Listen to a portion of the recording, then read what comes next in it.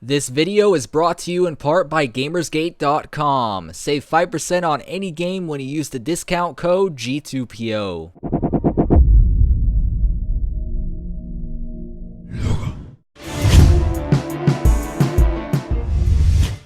What's up, gamers? I'm your host, Zach Sharps, here with my first week review for Rift Storm Legion, Tron World's brand new expansion pack for their hit MMORPG Rift, Plains of Telara. So let's go ahead and start off by saying this is a review in progress. You guys got to keep that in mind while watching this.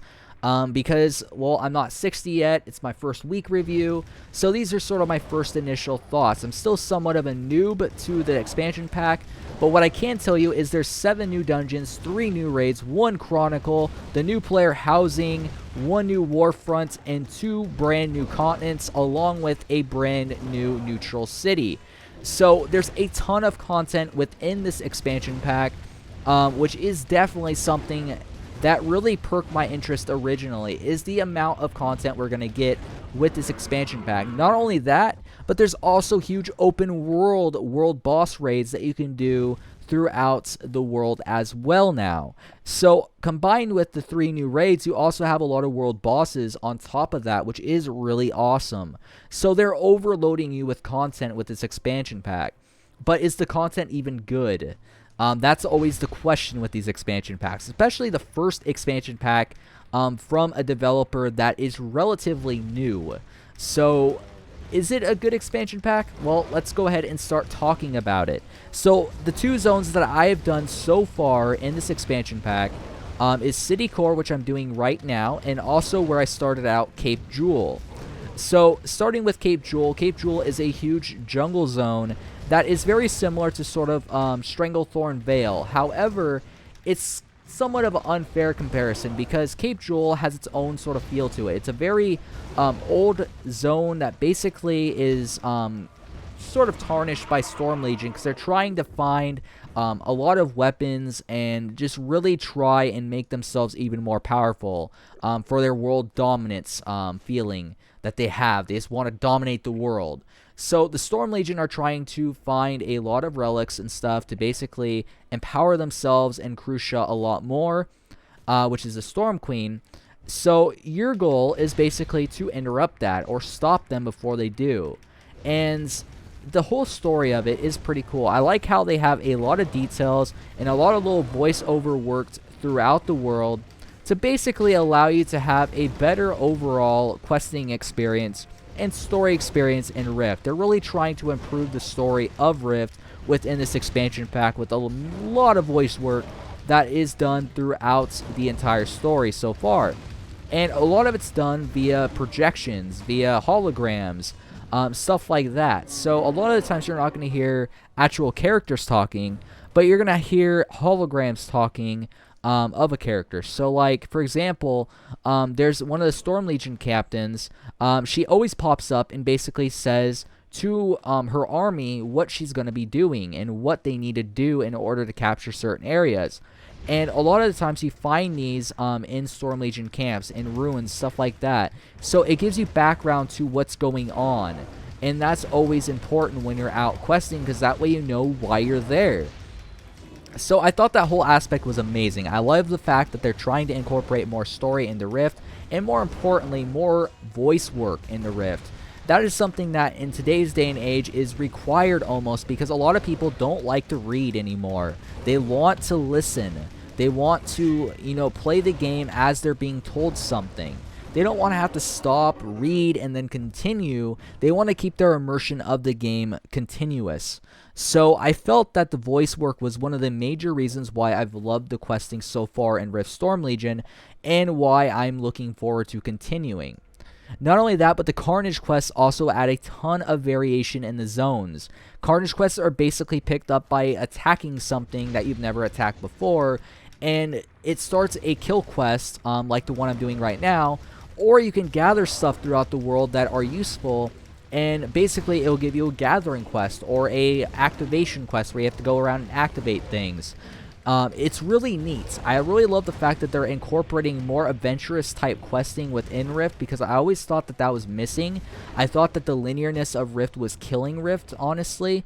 Not necessarily killing Rift. I know it's kind of a weird term to use, but it was something that was holding it back. Something that a lot of people complained about originally, and something they needed to fix. So with the expansion coming out and the new Carnage quest being released, they really did a good job of fixing that. They really made the game a lot more expansive and adventurous, so a lot more players are going to go out in the world and really experience the world how it's supposed to be experienced, which is a very beautiful area. You want to go out and explore these zones. They're so beautiful on every aspect that it's almost ridiculous how originally they didn't just include these Carnage quests within the game when Rift originally came out. So the Carnage quests really do a good job of tying the story quests and the quest hub quests together, because it makes it super fluid, because you're going throughout the world.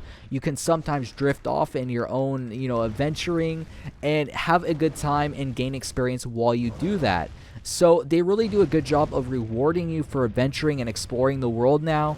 And also, combined on top of the experience gain and the gold gain that you get for doing these Carnage quests, you also get these stones that can be used at adventuring vendors, which basically will allow you to buy pre-60 gear. It's not in that it's like something that you're going to want to save up, because like I said, it's pre-60 gear, but at least it's gear that will improve your leveling experience over time and make you feel a lot more rewarded. And as we all know, we love loot in these games, so obviously that is something that is important for us to add, is another loot variant that will basically allow us to feel a lot more rewarded in Rift. So I really like the fact that they added a whole new way to get gear, and also they added a whole new way to quest. Some people have just been doing Carnage quests alone and going zone to zone doing Carnage quests. Some people have been intermixing them. Actually, a lot of people have been intermixing them. And, some people have been doing the quest hub quests. You could do it a variety of different ways now. You're not stuck to one path, which is always a good thing. So Cape Jewel overall felt really great. It was very fluid, very well put together. I really liked some of the variation within the questing. There was a quest where I had to run away from a ginormous mutated ape that looked like King Kong almost. And it was very cool because at the end you had to jump off this bridge really far down into a lake to escape him. So that was a really neat quest. Another neat quest was when I was on top of a hill and I needed to throw a grenade at these rhinos to make them go stampede a camp, which basically destroyed a bunch of Storm Legion in the process. That was pretty neat as well. And then there was another one where you had to kill a dragon. It was a pretty big sized dragon actually. Or you had to run around in these pollinated flowers and kill him that way to slow him down, to escape him. So I really thought that the variation within the questing, not only with the Carnage quest, but also the quest hub quests, were very good. It was very well variated, and also there was a lot of new types of quests within it. It wasn't just gather this, kill this. It was go interact with the world, go interact with the mobs, make the mobs do stuff, or run away from mobs basically because they're too freaking big and you can't take them on. It wasn't just kill this, gather this. It was more than that, and that's really nice. That was another major complaint in Rift Vanilla that they corrected with Storm Legion. So props to them for that. So overall, Cape Jewel was awesome. I really loved Cape Jewel. It was very well done, and I wasn't regretting doing all the quests in that zone because every single piece of it, all the monuments, such as that big building right there, the buildings in the background, you notice all the detail, the little details throughout the world made Cape Jewel a complete experience. As for City Core, I thought City Core was really good. Honestly, City Core was a great area. It still is a great area. I'm actually still questing in it right now. I'm almost done with it. But City Core is a lot more ruined. It has a lot more ruins throughout it. A lot more buildings for you to go through. So it's not as jungly as Cape Jewel is. However, I think that's a good thing. It really shows the beauty of the zones. Because as you guys see here, there is a ton of different ruins throughout this area. You can just tell from the map demographic and geography. And then also Cape Jewel is just a lot more open. There's only a little bit of ruins right here, which is a city called Tolan. And then there's a little bit of ruins here and there. But as you move up, you're going to see more and more ruins, and then some of the other zones sort of go away from that feeling. Like Eastern Holdings doesn't have a ton of ruins throughout it, sort of like what Cape Jewel had. So, you know, there's a variation of different types of zones throughout this game, where, you know, each zone is going to feel different than the next zone. So that creates a nice feeling as you quest throughout the game, because you're not going to see the same thing twice, which is always a good thing. That's another reason why a lot of people didn't like the original game, because you sometimes did see the same thing twice.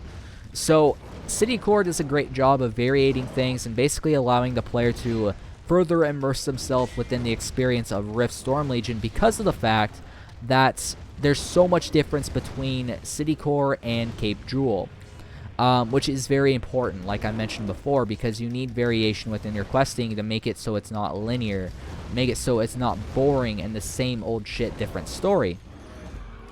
So City Core was really cool. I really like it so far. I mean, I'm almost done. That's why I'm sort of saying it as a past tense, because like I said, I just have basically this road to go down and do the quest on it, and then this little black spot right here. So more than likely about 3 or 4 more quests to do.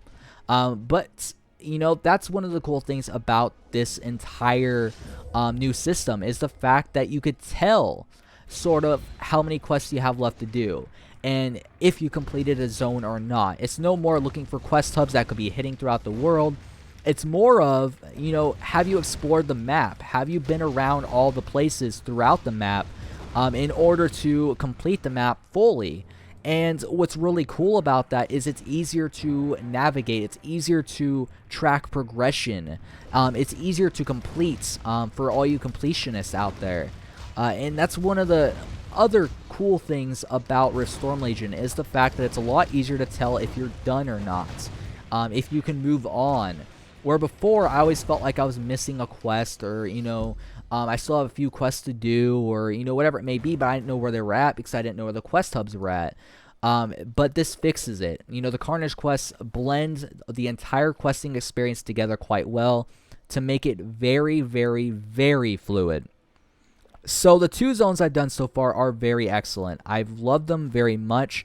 And each time I go to a brand new zone, I like it more and more. I mean, the expansion is doing a really good job of snowballing effect, basically improving each and every time you go to a new area. It just gets better and better and better. And I can't believe that, because it's like, oh my god, why didn't they release the game originally like this? And I know that, you know, when they released the game, they still had some stuff to learn. They were a development team that, yes, they may have had experience with other MMO development, but they were basically combined new as a team. So they were a new team coming into a genre that is really, really demanding. The fans in the genre are demanding, very demanding. So they had a hard time with sort of figuring out what people wanted. As soon as they figured that out, though, here comes Storm Legion.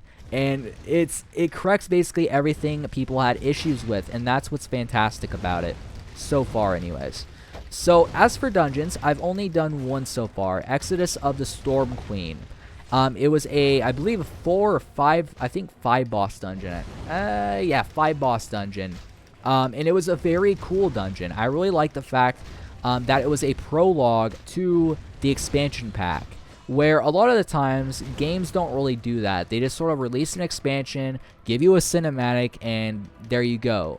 But Tryon gave you an entire dungeon to prologue yourself into introducing Crucia, the Storm Queen. And that was really nice to do, because it gives background, and also it prepares people for the expansion pack, because this dungeon came out before the expansion was released, but was quite difficult if you did it before the expansion released, because of how it was tailored, because it was tailored to the expansion.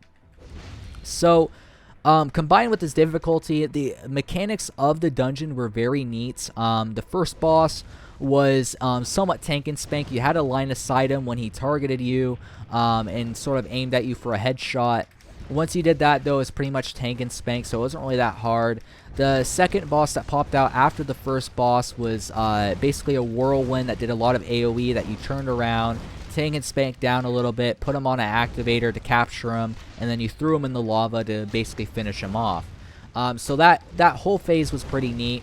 The second boss was even neater. I mean, really, they did a good job of making it better and better as you went through the dungeon, because the second boss was basically tank and spank all the way up to the point where he starts throwing around these spinning blade things that basically will damage a group in AoE. They fly around the entire room. You have to have your ranged DPS kill them before they kill the group.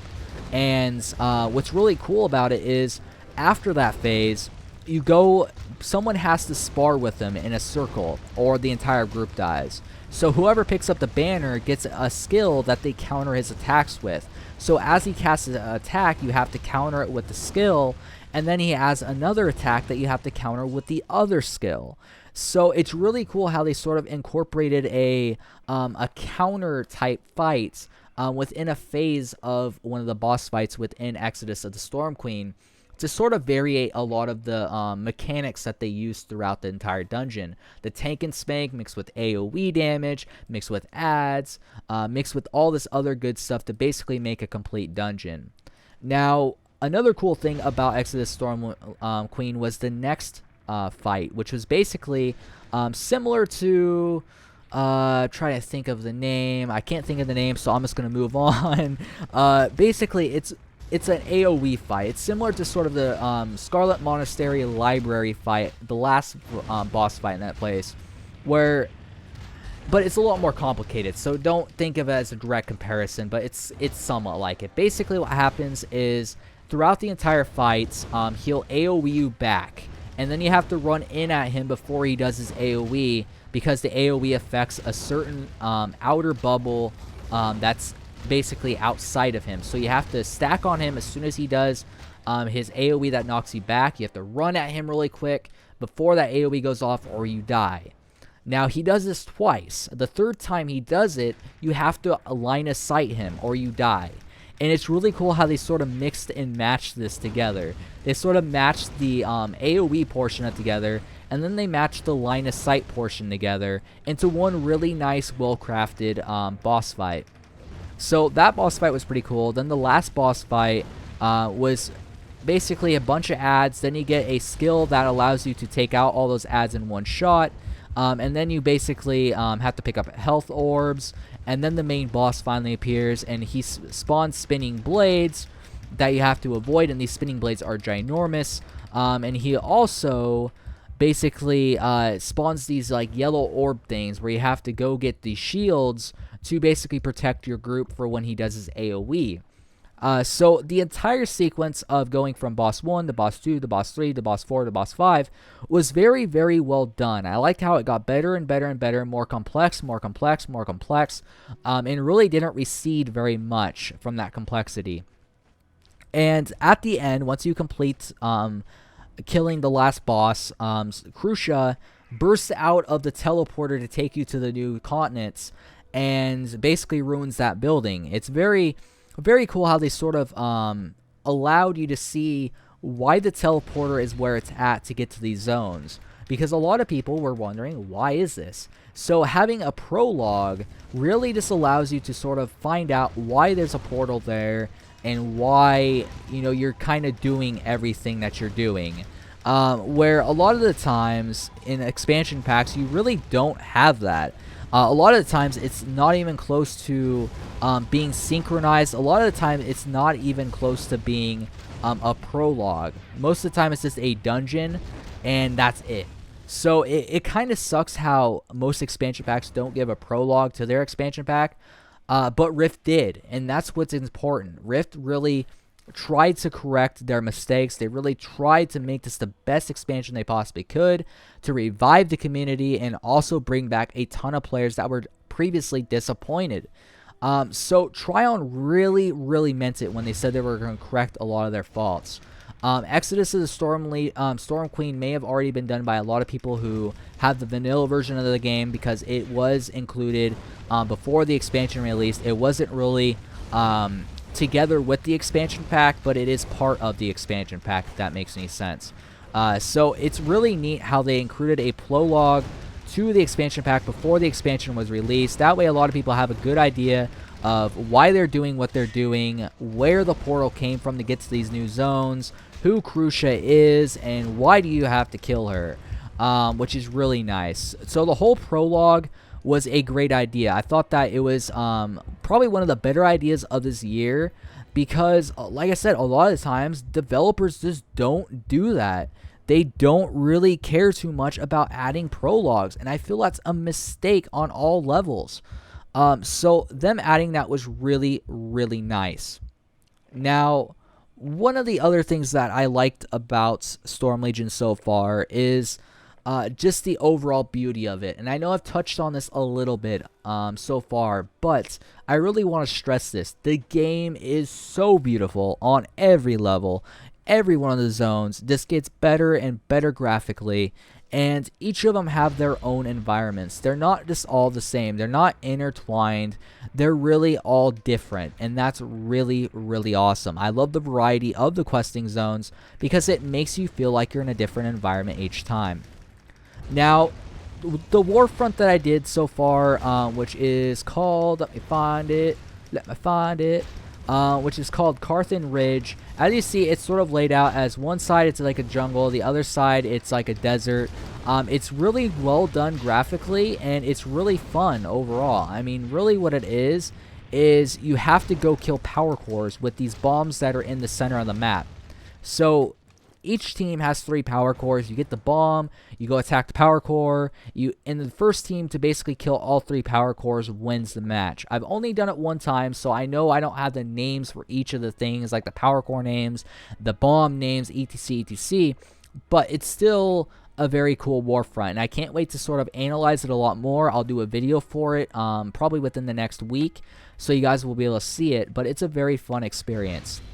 So that pretty much covers what I've done so far in Rift Storm Legion, for my first week anyhow. The leveling is pretty slow, but it's very enjoyable. It's not like a grind, it's more of an experience and an adventure. So I really like the fact that they've added the 2 new continents, the new main city, which is very beautiful, one of the most beautiful cities I've ever seen. And they've really done a lot to the game. The instant adventure as well has improved. However, I think it's really slow, a lot slower now compared to normal questing, so I haven't really done it very often. But it's still there. For people who like to do instant adventure, it's still there. It's still very fun. Although the leveling is going to be a lot slower that way because they want you to go out and see the entire zone rather than speeding through it, which is basically what instant adventure is for. So 1 dungeon complete, 1 warfront complete. I've quested only in 2 zones so far. I've touched a little bit of the other continent, but not really that much. It's very war-torn, very cool though, the other continent. So I do look forward to questing there, but I think I'm just going to stay on the first continent, which is Cape Jewel. Well, the entrance is Cape Jewel. Until I get done with it, because I'm really liking the zones of this continent so far. And now, overall, I know I didn't check out the dimensions yet. I'm going to do that this week as well, so you guys will be able to see a first look of the dimensions, but I haven't checked it out yet just because I want to save my first look experience for you guys. That way I could take you guys alongside with me as I spend basically all my 25 plat like I probably will do, because of the fact that dimensions are a huge cash sink. They're basically trying to get all your platinum because a lot of people have thousands of it and they need somewhere to spend it. Because there's a certain point in this game, and in any game, where you get to the point where you have so much currency that you don't know where to spend it. It's just there. You're just stockpiling it. And adding player housing is a way to deplete your currency, and that's really cool. I like how they're trying to add another element to the game. That way players who want to pay for player housing can do it. And the really cool thing about it is there's different environments that you can create your player house in. And there's also guild housing as well, which is really nice. So the dimension system is definitely something I look forward to, and it's something I'll talk about in my next week's review of Rift Storm Legion, my week 2 review of the game. So hopefully you guys will pay attention and be staying tuned for that. But anyways, overall, I'm loving the expansion so far. I'd recommend it to basically anyone. I have a few friends playing it with me now, which is really fun and enjoyable when we're grouped up, going around, killing shit, and having a good time. So I do recommend this game to anybody. It is so good on every level, and that's just not me being a Rift fan. That's me being a realist. This is a complete MMORPG. It doesn't just have a combat system with good graphics. It doesn't just have a brand new questing system and no endgame content. It doesn't just have cinematics and nothing else.